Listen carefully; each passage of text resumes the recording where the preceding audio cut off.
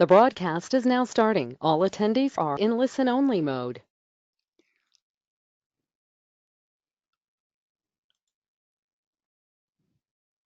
Hello, welcome to this crowdsource funding equity raising webinar to give you an overview of what's now available for small proprietary companies. Crowdsource funding is targeted at small proprietary companies and inventors. So let's have a look at the opportunities. First of all, companies have to satisfy the legal tests, and there are a few of them. Group turnover has to be under $25 million over a 12-month period. And the group asset value has to be under $25 million. The company cannot be listed on a stock exchange anywhere in the world, nor can it be included in a financial market operated outside of Australia.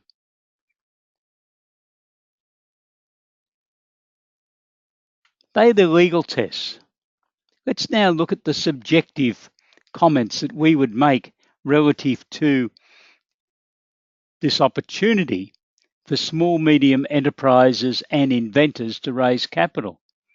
The company can operate in any type of industry. It's not restricted to specific industries. It's not just for a company that has developed a new product, process, or service. It's any type of industry, and it can be any age. It could be less than 1 year old, or it could be 91 years of age. It doesn't matter for this ability to be able to raise crowdsource funding capital. So let's look at the subjective tests. Now, these are the tests that we have determined that could apply. First of all, is your company a high growth disruptive company, a company that's your whole team's got a burning desire in your stomachs to create a great new company where you could be very interested in crowdsource funding? Or do you want to expand your business or acquire other businesses? And obviously, if you want to do that, you will have a vision for your business, where you want to go.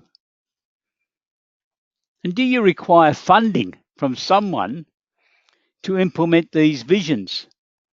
Funding's likely to be very difficult for the next couple of years after the problems that banks have publicly had to acknowledge through the Royal Commission. So it might not be easy, even if you've got assets that you can secure, to be able to secure the funding that your business might require or desire. Let's look at another group of businesses that might be interested in raising capital. Succession planning. This could come about because you could do with a capital injection to facilitate the funding of a shareholder retiring from the business. Maybe the founder, it may be you listening to this webinar. Now, this can come about because for many companies, virtually every dollar of profit has been plowed back into the business after paying tax, of course. And many business people have treated their companies as being their superannuation fund. And here you are now in 2018, and you're looking around at who you might be able to sell your business to, and you've realized there's thousands of businesses on the market for sale, some of them very good, but there's not that many buyers. And in the meantime, one or more of your family members may have joined the business, and they're keen to continue in the business, but alas, they haven't got any money. They cannot afford to buy you out, or if they can, it's only going to be in small amounts. So perhaps raising capital as a crowdsource funding company and having a group of external shareholders owning 25 to 30% of the company might not be a bad idea. That money could then be utilized to make a payout to the founder or the other key shareholder that wishes to retire. Think about it. The family members could look to buy out those crowdsourced funding shareholders in 5, 10 or 15 years' time. As long as they make a profit on their investment, they'll probably be happy. Let's look at another group of companies that might be very interested in crowdsourced funding. Do you have loans on your balance sheet that haven't been financed by first mortgaging borrowing on assets that your company owns? In other words, where is the security? Who supplied the security? Have the directors supplied the security from their own personal assets? Or if you've got a family friend or a mate to put up the security, well, that can be all right for a while, but sooner or later that family member or friend or mate may start making noises that they'd like their security back because they want to do something with their assets. Plus, it's costing you interest. So perhaps one way to overcome this problem would be to seek some external investors and to pay out those loans or credit card debts. Would your directors be interested in raising capital to pay out these loans or credit card debts and save the interest?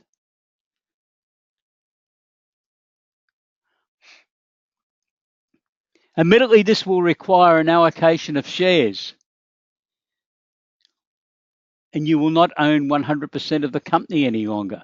But this is the whole basis of free enterprise. For 350 to 400 years, the Western world, originally led by England and then Spain and Portugal, created companies all over the world. The government is now giving small businesses in Australia the opportunity to do the same thing. And in fact, we're playing catch up because for the last 6 to 7 years, New Zealand, UK, Europe, USA, Canada have all been making this method of capital raising available for their small, medium enterprise businesses.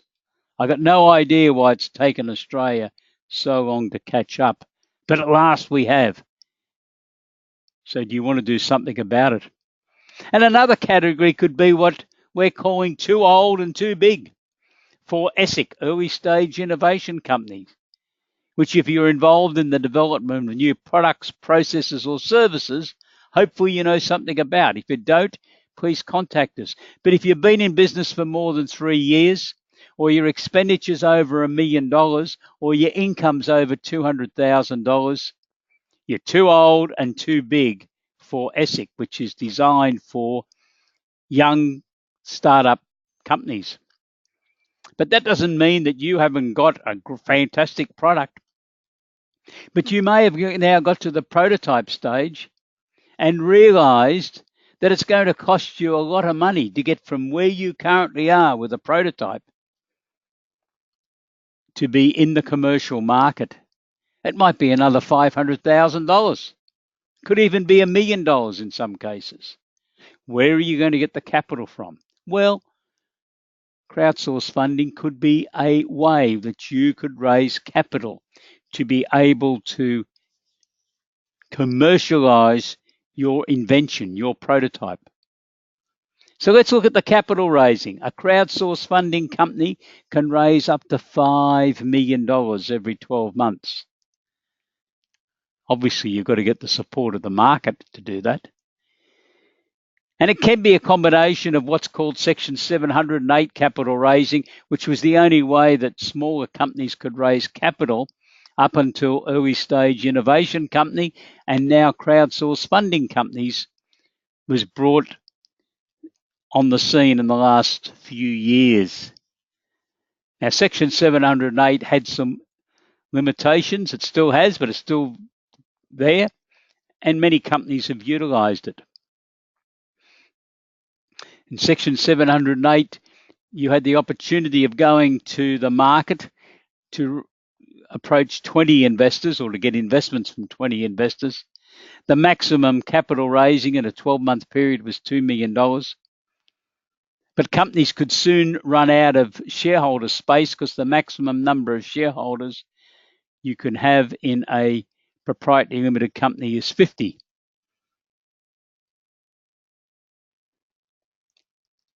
But you don't have to worry about the number of shareholders if you get a sophisticated investor.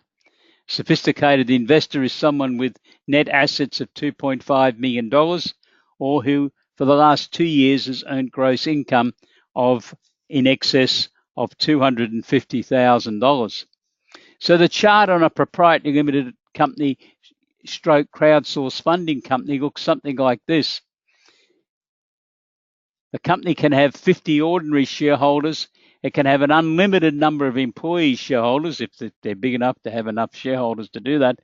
But the crowdsourced funding shareholders do not count in the 50.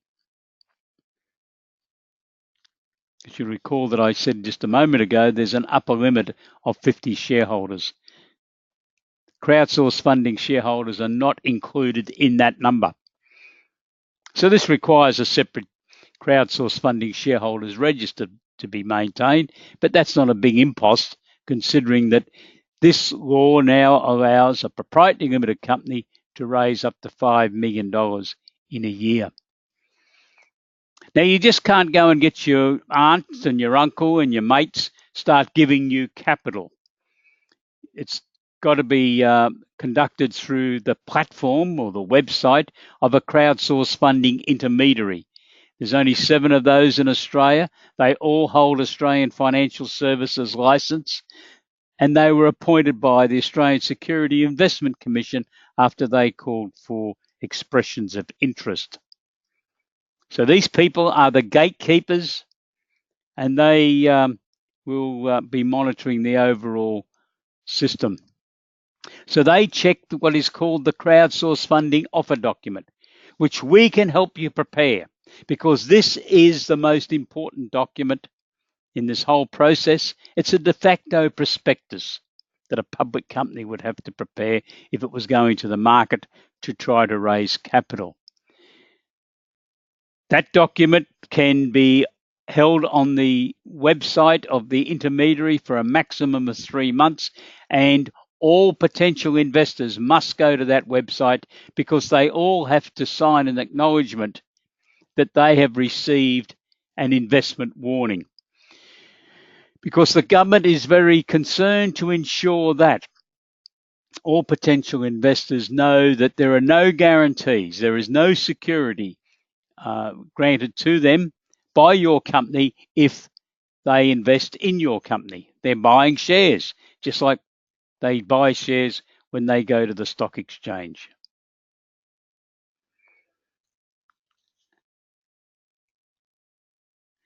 The main features of the legislation are that the maximum investment that a retail investor, so retail investors are defined as anyone who is not a sophisticated investor, and we discussed sophisticated investors a short while ago. So the maximum investment is $10,000 in a 12-month period per company. That doesn't prevent a investor investing $100,000 as long as it's in at least 10 separate companies. It could be in 20, of course, if the average investment is only $5,000. The company is not required to appoint an auditor until at least $3 million has been raised out of crowdsourced funding capital raisings and any Section 708 capital raisings. So once the aggregate exceeds $3 million, the company has to appoint an auditor. The company could appoint an auditor earlier if the directors wish to do so. Probably very interesting to have a look at some of the forecasts of what this market's going to be looking like in Australia over the next decade. I've utilised some of the information supplied by Enable Funding, who are Australia's first crowdfunding platform. They were founded in 2007, and in those days they were known as Australian Small Scale Offer Board, ASOB. They were based on the Gold Coast. They have now been acquired by a company that's based in Adelaide, which has rebadged everything to be known as Enable Funding. The ASOB Enable Funding Group has raised $148 million for 176 companies in that 11-year period from 2007. They have got 30,000 odd exclusive members who basically are people who are interested in being investors in companies that Enable Funding has had some involvement with. I suspect this is very similar to what the other 6 intermediaries also have.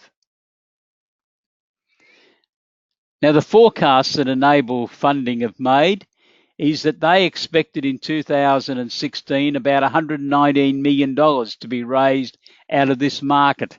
That would primarily relate to capital raised by early stage innovation companies and some Section 708 capital raising. So they were forecasting a significant increase in 1 year over what had happened in the previous 11 years.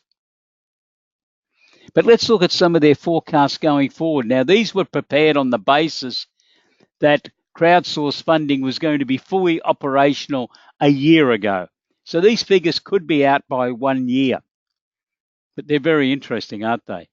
They forecast that in 2018, 420 million will be raised, 19, 688 million, 2020, just over $1 billion, and in 2021, $1.5 billion. That's a lot of money.